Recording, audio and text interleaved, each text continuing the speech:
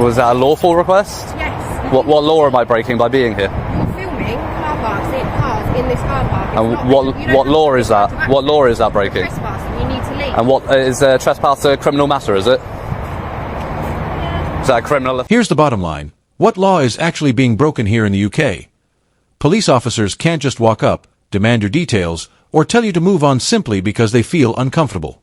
The law isn't based on guesses, it's based on legal authority. Civil trespass isn't a crime, it's a civil matter, not a reason for handcuffs. It only becomes a police issue if it turns into something like aggravated trespass, which this situation clearly isn't. The officer here can't even name a legal power to justify her actions, yet she keeps pushing.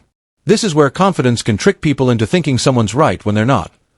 Know your rights, stay calm, and don't let pressure or confusion twist the law in real time. Why UK Rights Guide cuts out the legal jargon so anyone can handle situations like this with clarity and confidence. See, it's funny because when you think I'm doing something illegal, you come and accost me, but you were too busy to deal with these sorts of things 2 minutes ago when I reported an officer committing offences. I can't deal. If an officer has committed an offence, I can't deal with that. It's not on my level. It needs to go to a sergeant or higher up. Or our PSD. Well, so why don't you take the details, report it to a sergeant, but you're quite happy to come and accost me, but you can't deal with matters? In the reception.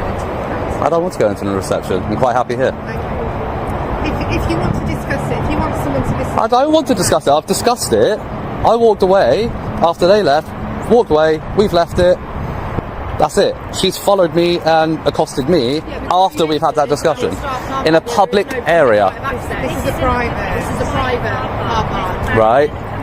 Yeah, for vehicles. I walked through a footpath that had no signage, nothing, saying no public access. It says no public right-of-way on the road sign for vehicles. A right-of-way applies to roads, not to pedestrian footpaths. There is a pedestrian footpath, no obstructions, no signage. This is a public area, whether it's private or public property, it's a public... The auditor's observation is absolutely right. There are no warning signs, no staff-only markers, no restricted area boards, not even a painted line marking boundaries. Under UK law, that setup gives the public an implied right of access, meaning it's reasonable to assume you're allowed to pass through. Worst, this could be civil trespass, which is only between the property owner and the individual, not a police matter. This distinction matters because police involvement often makes people think a crime has happened, when legally, nothing criminal has occurred. What do you want to do? What do you want to gain? Be left alone. Okay. Who are you two? Sorry, you've come in and joined the conversation. Sorry? No problem, police officers. And what's your name and badge number? 89. 89? Yeah. DC, PC, DS? 89. PC, 89. And yourself? I'm DC 424. DC 424. And you're both based here? Yeah.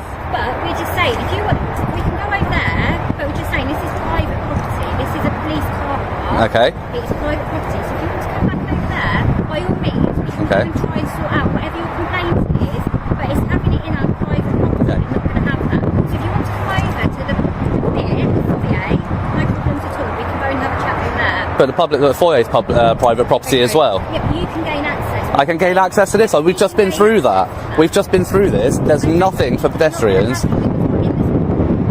Why not? Because it's a secure, and it could be, you could pose a security. Well, it's not secure, is it? If I've just managed to walk in here, it's not secure, is it? All right. You say secure, but it's not. What's your purpose for being on this car park? Because our concern is... I'm making a video. It's a security breach that we're concerned about. So we're happy to talk to you, but while you're here, we've got concerns about security. Here's where the logic starts to fall apart. The claim is that the auditor poses a security risk, but security isn't based on gut feelings. It must be backed by real, provable facts. If the site were truly sensitive, there would be visible barriers, locked gates, security fencing, or keycard access.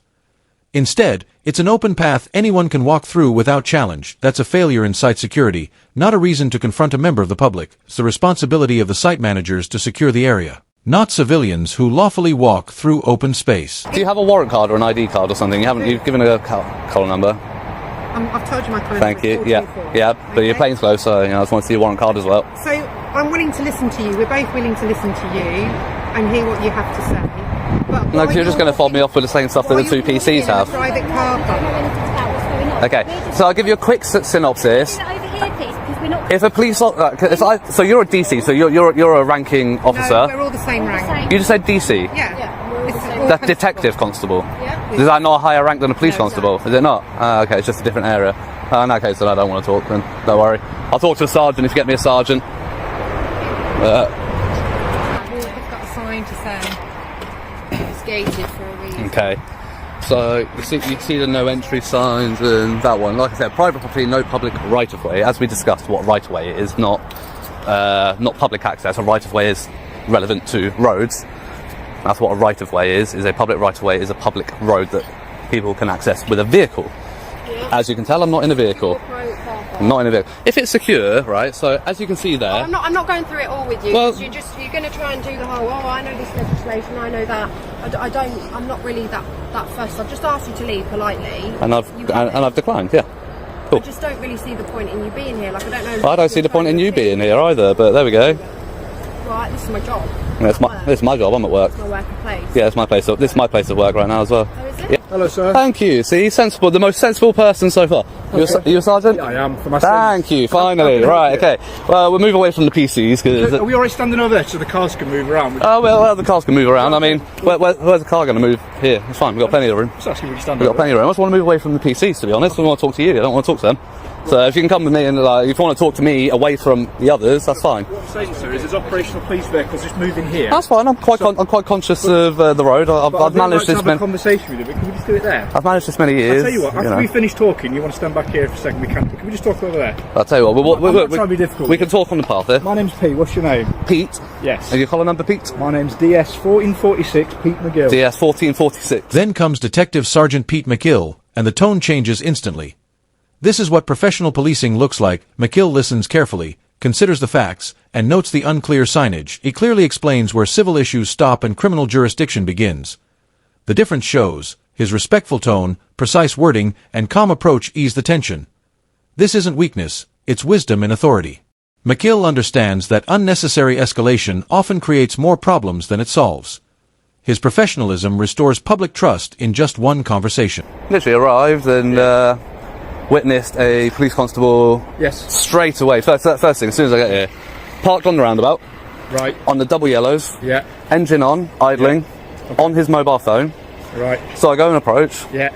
He winds his window. So I ask him quite bluntly. I say, afternoon, is there a reason you're parked on double yellows with your engine on your mobile phone? Yeah. He says, I'm doing work, I'm waiting for a prisoner to come out. And I said, okay. I said, are you on the phone to emergency services? Yeah. Are you paying at a drive-through? Okay. No, he just rolls his window up. Right, okay, so you're saying you've seen an officer there, they've been sat there, idling it, right? Yeah, so idling's an offence, idling your vehicle.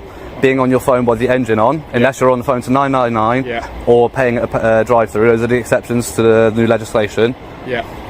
Both offence. Notice McGill's approach. No interruptions, no rushing to conclusions. The auditor calmly records events, highlighting small but important breaches, like vehicles idling where they shouldn't or phone use behind the wheel. These details are easy to overlook unless someone's paying attention, and that's what auditing is for. It's not about creating drama. It's about transparency. Even minor slip-ups matter. When officers are expected to follow the laws they enforce, observation brings accountability. Without it, small issues quietly disappear. I didn't know, and I'm not, no. What name would you like me to refer to you? You don't have to give me a name at all, but... You can call me Sir, or Power. You can call me Power. Yeah. Power? Yeah. Let's go with Power, yeah. I'll go with Sir, because Power just... I didn't think you'd like it, that's why I said it, that's why I gave it as an option. I didn't think you would. Mr. Power, does that sound right to you? Mr. Power, that'd Go be with Mr. Power. No, my ego's not that big, don't worry. Well, you've got yourself Power, you can have a little one. Right, okay. Basically, mate, you are absolutely entitled to film any vehicles you want around here. Yep. Not a problem. If officers want to speak to officers, that's not an issue. Yep. The other thing I'd say is this area of the car is a private car park. It is, yep. So if you wanted to literally step on that pavement there and film my officers, film the cars, there's not an issue whatsoever. So, that's fine, I appreciate that. I appreciate that. So, the discussion I was trying to have with them, or trying to tell them, right? So they're saying it's secure, it's restricted, you got the gates and all of that. I said, and that sign up there says private property, no public right of way. A right of way is a public road, right? It's not a public pavement. A right of way is a. This is a private. Yes, premises. okay, but I'm getting to that bit. Okay, bear with me. So yes, it's private, but in a private premises, you can still have a public area. A public area does not define whether it's public property or not. A public area. Okay, so wanting to check. No. So as I've walked up towards the reception area, and then I've literally walked through here. Yeah. no signage for pedestrians saying private property, no public access. You know That would be the completely key. agree with you. Yeah. All right. So yes, it is private property. Until I was asked to leave, Yeah. it's publicly accessible. It's still public area. It's still a public area. It's still publicly accessible. The only thing is, you have the right to repeal that implied right of access. Yes, and you know what? Don't disagree with anything you've just said there, Mr. Yeah. Howard. Not a problem. There I we agree go. the signage should be better here. Yeah. But equally, you're here to do an audit. I'm guessing that's your role. Well done. To do that, yes. It's not my first time on the road. McGill doesn't argue or posture. He acknowledges that the signage could be better and accepts that the auditor has every right to be there. The way he handles the situation, by listening, evaluating, and responding calmly, shows real professionalism. T prevents tension before it starts. A T may seem subtle, but its powerful point. One respectful interaction like this can undo hours of negative perception caused by earlier mistakes. Other officers could learn a lot from his example. Know what you can and can't do. Yep. I've got an absolute issue. Anything you've described so far, Yep. I don't have a problem with. In terms of the officer, and if you've had an issue, if you filmed something, if you do want to make a complaint about I don't want to go through online. I was told a sergeant could deal with it. I've got his collar number, I've got his name. I want to report that to you now. If you want to take down his details, then you can deal with it. Right, we can have a chat about whatever's happened there. But in terms of, you've raised a few things, haven't you? So right now, that implied consent of the sign is removed. So are we okay just standing over here now that that's been removed so we can talk? No, I'm still going to stay here. Okay, but I'm trying to be courteous to you. I know, and I appreciate that, and that's why want I'm not to being help as belligerent with you. But I am going to stand firm on where I stand, on where I am standing, literally. But I don't understand why, if we've just covered that it's private premises and that implied right has been removed. Yeah. Because I agree, it isn't enough signage. Yeah. So can you help me understand that rationale? Because at the end of the day, they were. Not a gentleman, I've not met him yet, Yeah. but the ladies were so belligerent about it in the fact that I absolutely couldn't be here and absolutely was doing something wrong, especially the blonde officer. So I tried to raise the incident with the guy parked in his marked vehicle and doing all of that. Tried to raise it with her, was not interested, not her business, because she's a response officer. But then as soon as I come on here, she's got time to deal with that, but she can't deal with that. You see what I mean? That seems like favourability towards another police officer, the thick blue wall as we call it, standing behind the thin blue line, and not holding up her. No, I'm not saying you are, but she's not holding up her oath. Neither was the other gentleman I spoke to. But she's got plenty of time to come and deal with this, apparently, but she doesn't have time to deal with that. What I can say is, if anyone has in any way talked to you and you felt it wasn't being courteous, I can only apologise for that, because ideally we don't want to have that kind of discourse. It's not even about the courtesy. You're a switched on bloke. You know exactly what you do with these audits. You understand that they're going to provoke a reaction in terms of a security response. That's going to happen, isn't it? Not always. I've been to plenty of places, plenty of police stations, headquarters, where they just leave me to it. Okay, but I'd imagine they would have spoke to you at some. They would have said hello. They didn't say anything. No. Okay, well that might be because they didn't notice. Generally speaking, No. They see me. They might give a wave, but in a police station car park going around different cars, we'd usually stop to say, just as I've done with you, I'm not demanding your details. You don't give me them, as you bloody well know.